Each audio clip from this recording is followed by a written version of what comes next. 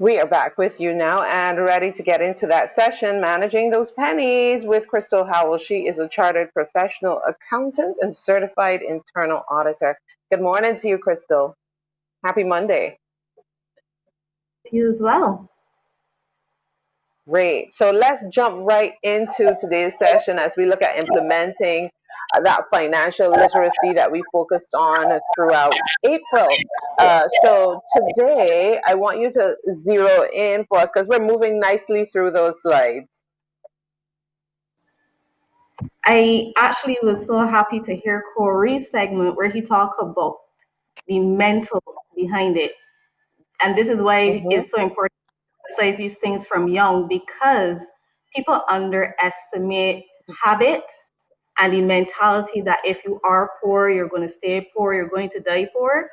That is a very difficult thing to overcome. And even if you feel that way for yourself, you still want to teach your children something different so that they don't grow up with that mentality. But it takes a level of introspection to recognize that you have that mentality and to want something different for your children.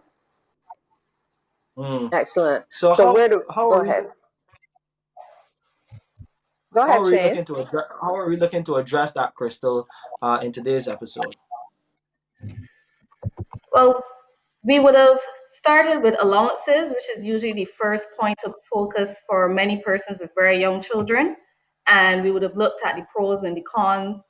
And now today we're going into budgets, which is something we've been preaching for a very long time.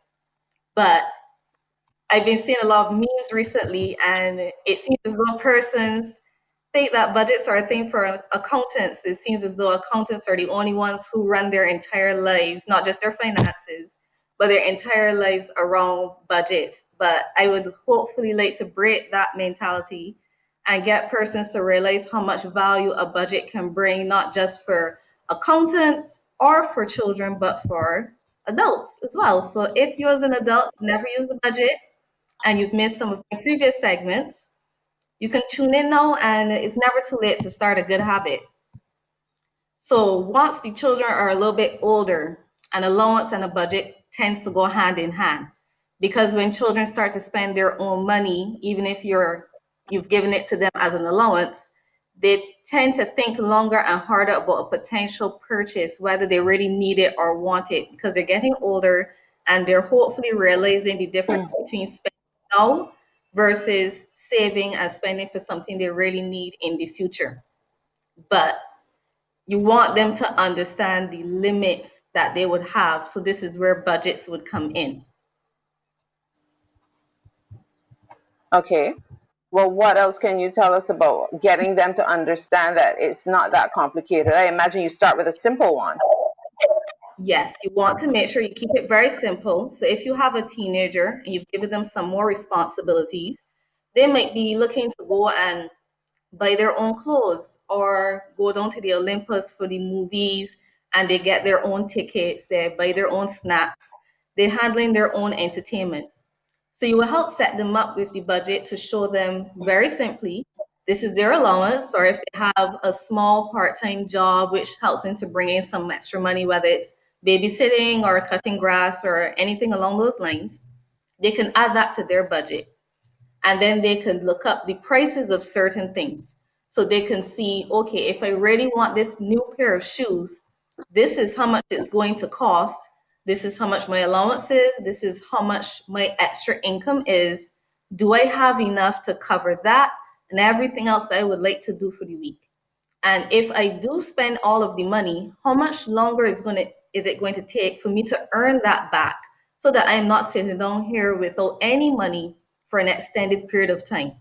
And once persons get into that habit of being able to see the ins and the outs and how long it takes to get back money, it would build a sense of responsibility in them that will carry on into adulthood so that they could start doing more comprehensive budgets, so that they can start incorporating things that are more important, where you have bills that are due every month and you're planning towards that, or you have annual expenses and you can include those kind of things in your budget, because you know if you have a big expense due, like for instance land tax or insurance that might be due annually, You know you either have to break it up every month and know you have to save this amount every month, or your savings are going to have to be dedicated towards a big expense at that particular point in the year.